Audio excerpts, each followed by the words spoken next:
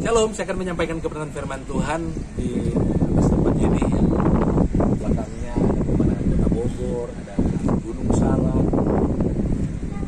Gunung Pancar, di sebelah sana Gunung Pangrango, Gunung Gede tapi tidak kelihatan.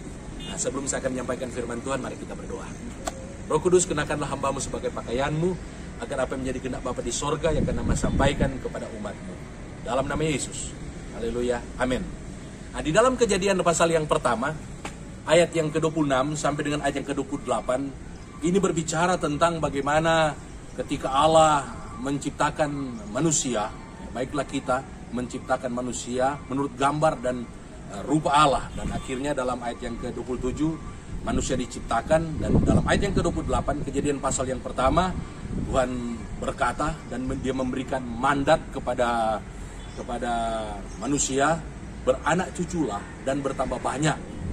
Taklukkanlah bumi ini, taklukkanlah semua yang Tuhan telah ciptakan. Nah, kebenaran firman Tuhan ini mengingatkan kepada kita bahwa saya dan saudara adalah ciptaan Allah yang serupa dan segambar dengan Allah, serupa dalam sifat, serupa dalam karakter. Saya dan saudara adalah orang yang spesial, diciptakan oleh Allah. Kita lebih daripada ciptaan yang lain, karena ciptaan yang lain itu diciptakan oleh Allah untuk memenuhi kebutuhan yang namanya ciptaan Allah, yaitu saya dan saudara.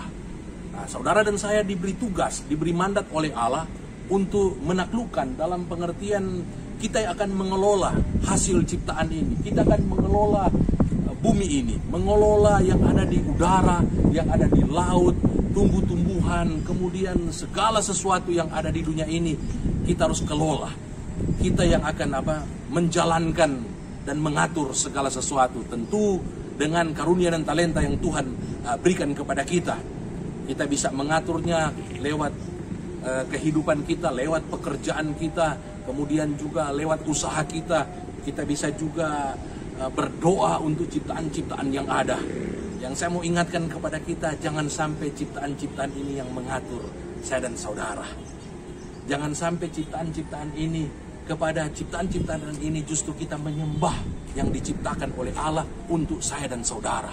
Karena semua ciptaan ini diciptakan untuk melayani, untuk memenuhi yang namanya kebutuhan anak-anak Tuhan. Untuk itu saya mengingatkan kepada kita, dalam kehidupan ini mari kita, sebagai anak-anak Tuhan, kita menjalankan apa yang menjadi tugas dan tanggung jawab kita. Karena Tuhan sudah memberikan, Tuhan sudah menyediakan segala sesuatu bagi kita. Nah, bagaimana aplikasi dalam kehidupan kita? Aplikasinya dalam kehidupan kita, mari sebagai anak-anak Tuhan, mari kita mengutamakan yang namanya hubungan dengan Tuhan. Nah, carilah dahulu kerajaan Allah dan kebenarannya, maka semua yang diciptakan ini akan ditambahkan dalam kehidupan saudara.